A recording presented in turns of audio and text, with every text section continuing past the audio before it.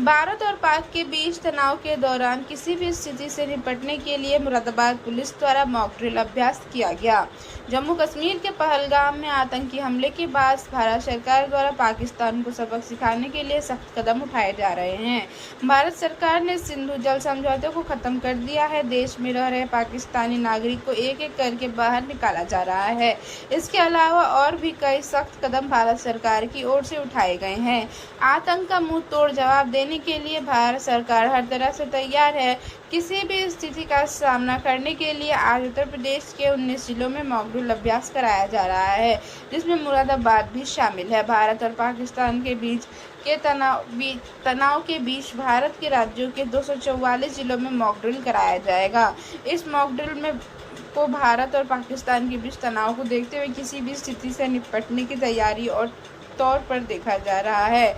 युद्ध की स्थिति में खुद को और दूसरों का बचाव किस तरह से करें, मॉक ड्रिल अभ्यास करके इस सबसे लोगों को आगाह किया जा रहा है। इस दौरान युद्ध की स्थिति में सायरन बजाया गया, जिससे देशवासियों में किसी भी स्थिति में देश की सुरक्षा को करने और अपना बचाव करने के लिए तैयार रहने का जज्बा पैदा किया जा सके।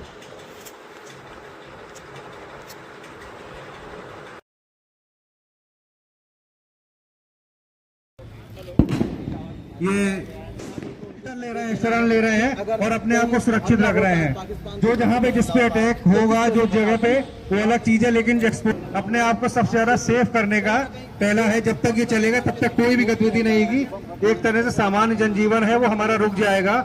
सिर्फ हम अपना स्थान ऐसी जगह पे लेंगे कि जहां पर हमें सेफ रहे। जैसे हो गई बिल्डिंग होने वाली है, बिल्डिंग जर्जर हो चुकी है, तो हमें देखने में लग रहा है कि बिल्डिंग गिर सकती है। तो क्या करना है, इधर नीचे आ जाओ, देखो करके दिखाएंगे। तो डीसीएस मेथड का हम प्रयोग करते हैं। डीसीएस मेथड मतलब ड्रॉप कवर होल्ड। हमें पहले ड्रॉप कर लेना है, फिर अपने सर को कवर करना है। सर को कवर करने के बाद हम जिस भी वस्तु के नीचे जाएंगे उसे हमें मजबूती से होल्ड करना है। आप पीछे से, आप पहले पीछे हटो, मजबूती से।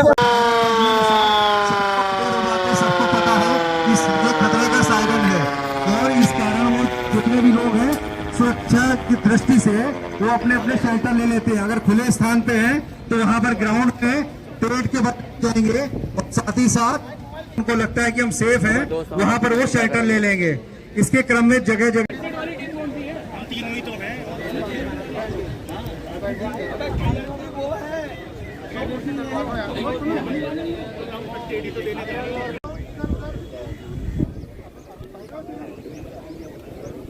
हेलो, जो सिविल डिफेंस के वॉलंटियर इधर उधर घूम रहे हैं वो अब अपने स्थान पर आ जाएं।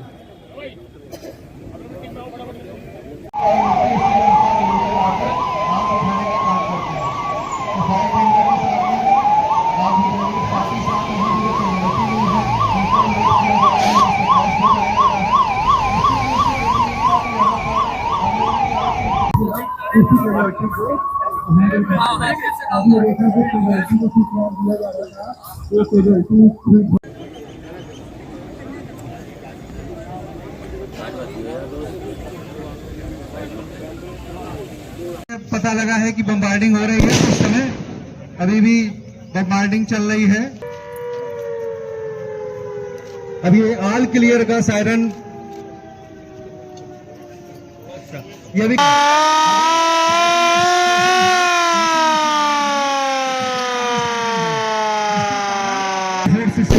हमें सूचना मिली है जो भी बम्बार्डिंग करने वाले फाइटर प्लेन वो आकर फाइटर प्लेन जो है बम्बार्डिंग का इरोजन हो जाएगा, बिल्डिंगें भी क्षतिग्रस्त हो जाएंगी।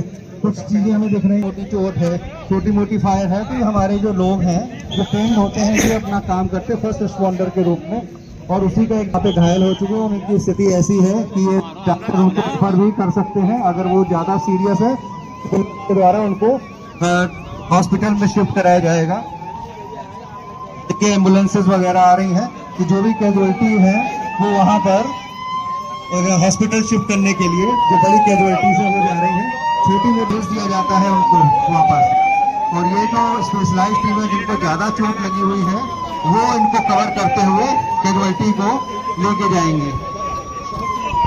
और साथ ही साथ ऐसी कैजुअलिटीज हैं जो हमारे लोग हैं जो वॉलंटियर से आग भी लगी हुई है यहाँ पर, और ये एक तरह से केमिकल आग लगी है जो कि लिक्विड फायर बोलते हैं, जिसको 20 कैटेगरी फायर बोलते हैं।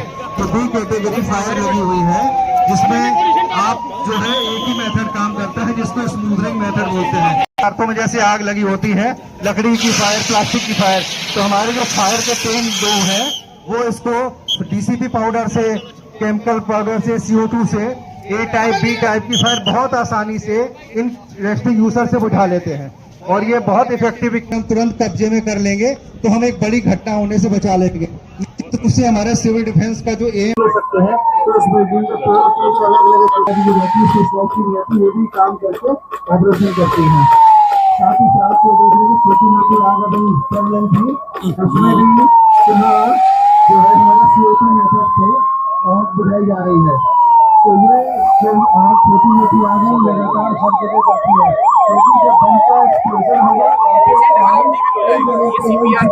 अगर कोई ऐसा अटैक होता है, कोई बिल्डिंग कोलैप्स होती है, बिल्डिंग गिरती है और उस दौरान व्यक्ति को अगर हार्ट अटैक आ गया तो हम कैसे पता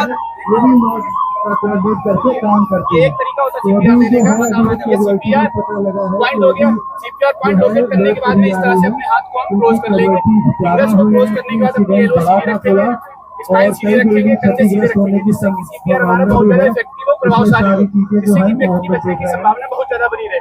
तो हम क्या करते हैं, 30-2 के रेशियो में चेस्ट को प्रेस करते हैं, मतलब दबाते हैं, मतलब 30 बार सीने को दबाएंगे, 2 बार सांस देंगे, रेस्ट में 1 2 3 4 5 सामने से दिए, सामने से दिखने दीजिए, सामने से। तो यहाँ पर वो मीडिया के होस्ट भी है और इसके कारण हमको CPR मेथड दिया जा रहा है। CPR मेथड में करेंगे, फिर दोबारा पूछ सकते हैं, और ये हमें पता चले कैसे करना है कि व्यक्ति को CPR देना है या नहीं देना है। उस दौरान हम व्यक्ति ABC चेक करते हैं, ABC मतलब एयरवे ब्रीथिंग सर्कुलेशन, सबसे लास्ट में सर्कुलेशन चेक करते हैं, सर्कुलेशन में कैरोटिड पल्स चेक करते हैं जो कि गर्दन के पास में होती है। अगर उसकी कैरोटिड पल्स अनुपस्थित होती है, नहीं चल रही होती है, तो हम उसे CPR देंगे। अगर कैरोटिड पल्स चल रही है तो उसे CPR नहीं दिया जाता है, और अगर हम उसे 4 से 6 मिनट के अंदर CPR दे देंगे तो हमारा वो व्यक्ति हर हाल में जीवित हो जाएगा। यही होता है CPR। आज जैसे कि आपको पता है कि पूर्व से निर्धारित शेड्यूल के क्रम में आज मॉक ड्रिल का आयोजन किया था, जिसमें कि SDRF के द्वारा, सिविल डिफेंस के द्वारा, फायर सर्विसेज के द्वारा और मेडिकल सर्विसेज NCC NSS के द्वारा इसमें, और सभी जितने भी डिपार्टमेंट्स हैं उनके विभागाध्यक्ष और आम पब्लिक के द्वारा इसमें प्रतिभाग किया गया। और यहाँ पर जो इस प्रकार की चैलेंजिंग सिचुएशन में क्या प्रोटोकॉल है, क्या डूज एंड डोंट्स है, उसको दिखाया गया। इसमें एक पूरी तरह से हम लोगों ने कार्यक्रम भी बनाया है, जिसमें कि जनपद के विभिन्न क्षेत्रों में भी इस चीज़ को डाउन द लाइन परकोलेट किया जाएगा, ताकि हर जनपदवासी इसमें पूरी तरह से सेंसिटाइज रहे और उनको सभी प्रकार के डूज एंड डोंट्स का पता रहे। सर, ब्लैकआउट भी कराया जाना है। देखिए, इस संबंध में 5 स्थानों को चिन्हित किया गया है, जहां पर आज देर शाम को उसमें ब्लैकआउट की कार्रवाई की जाएगी। इस संबंध में फाइनल विभाग के द्वारा कार्रवाई की जाएगी।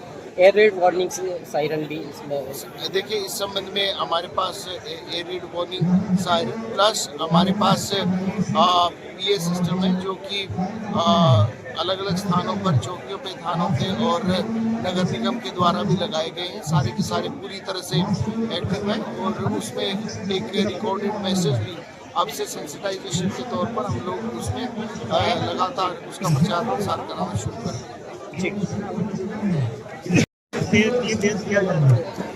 देखिए, आज ये मॉक ड्रिल जो है MHA के गाइडलाइन के अनुसार आज हम लोगों ने यहाँ पे किया है। जितने भी हमारे सिविल डिफेंस के लोग हैं, NCC NSS NYK और SDRF, सभी के लोग आज यहाँ पे उपस्थित हुए। सब लोगों ने जो एक बेसिक ट्रेनिंग होती है, अगर कोई वॉर लाइक सिचुएशन हो, एयर स्ट्राइक लाइक सिचुएशन हो, तो उसमें कैसे अपनी और दूसरों की जान बचानी है, उसके विषय में यहाँ पे बताया गया। किस प्रकार से अगर कोई आग लग जाए तो उसको बुझाया जाए, अगर किसी को CPR देने की ज़रूरत पड़े तो उसको कैसे डील किया जाए, ये सारी चीज़ें आज यहाँ पे बताई गई हैं।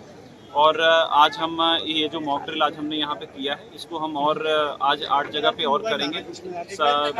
हमारी कोशिश ये रहेगी कि जितने भी जो बड़े बड़े जो हमारे जो स्कूल्स हैं और बाकी हमारे जो हॉस्पिटल्स हैं उन सबको हम लोग कैसे डील करना है वार लाइक सिचुएशन के केसेस में, वो भी हम लोग उनको ट्रेन करेंगे और अपनी प्रिपेयर्डनेस का हम लोग एक जायज़ा इससे ले रहे हैं। सर मॉक ड्रिल और ब्लैकआउट के संदर्भ में नागरिकों को भी जागरूक किया जा रहा है। जी ये देखिए मॉक ड्रिल किया जा रहा है जिससे कि नागरिकों को अगर इस प्रकार की अगर कोई सिचुएशन आती है तो किस प्रकार से उनको रिस्पॉन्ड करना है जिससे कि मिनिमम कैजुअलिटी हो और लोग एक दूसरे की मदद कर सकें। तो उसी के लिए आज ये ट्रेनिंग हम लोगों ने यहाँ पे किया था। हमारे सभी जो सेंसिटिव इंस्टॉलेशन है उसको भी हम आइडेंटिफाई कर रहे हैं, उसकी भी कैसी सुरक्षा करनी है उसके भी प्लान्स तैयार कर रहे हैं और साथ ही साथ ब्लैकआउट की सिचुएशन में पब्लिक को कैसे रिस्पॉन्ड करना है वो भी हम उनके मोहल्ले तक और उनके पास तक जाकर उनको अवेयर कर रहे हैं। Thank you.